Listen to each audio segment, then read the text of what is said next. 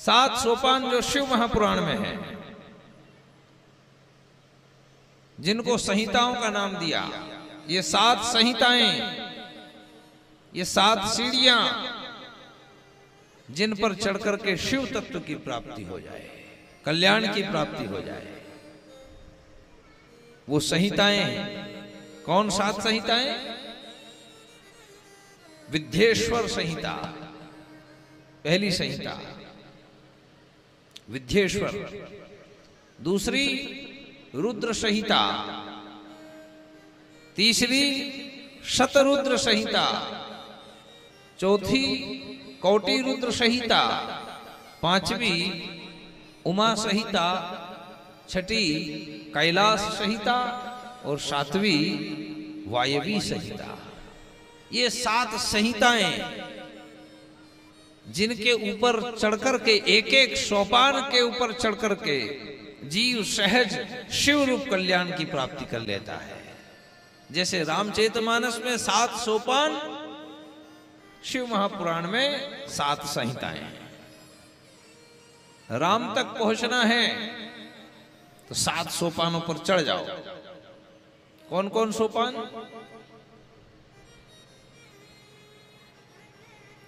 रामायण कितने लोग पढ़ते हैं? 1, बाकी कोई नहीं। तो 7 सोपान, बालकांड, अयोध्या कांड, अरण्य, किष्किंधा, सुंदरकांड तो पढ़ते ही होंगे, लंका कांड और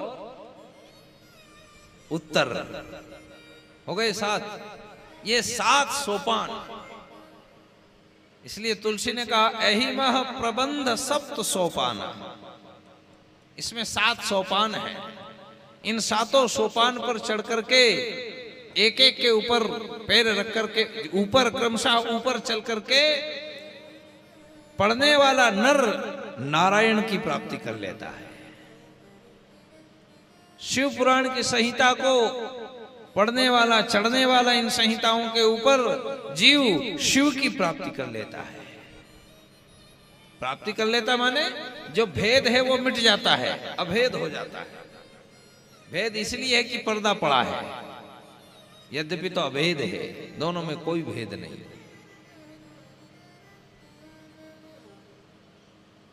जैसे कोई समुद्र में से 1 लोटा जल भर ले आए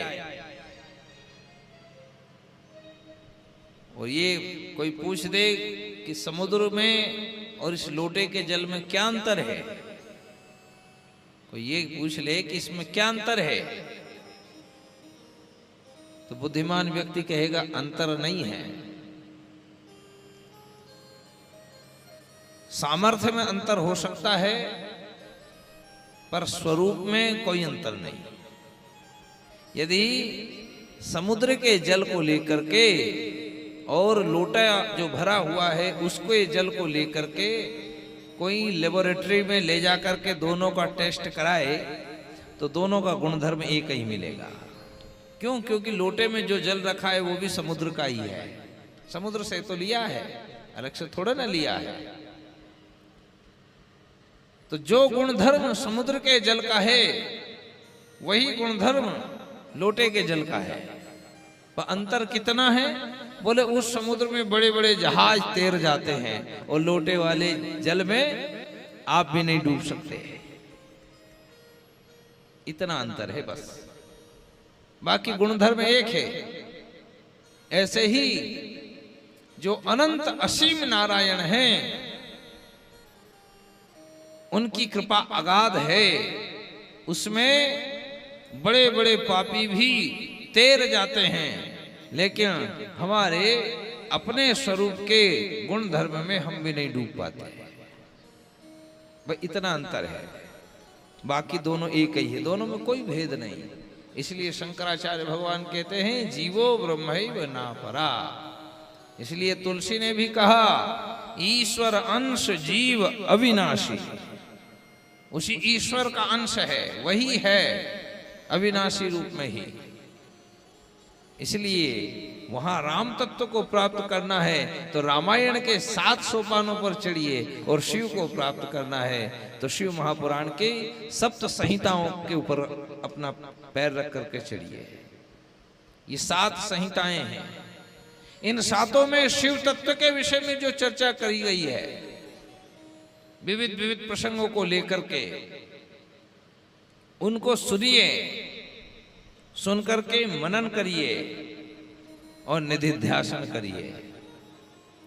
सुनो फिर मनन करो कि ये बात क्यों कही गई, ये बात क्यों कही गई।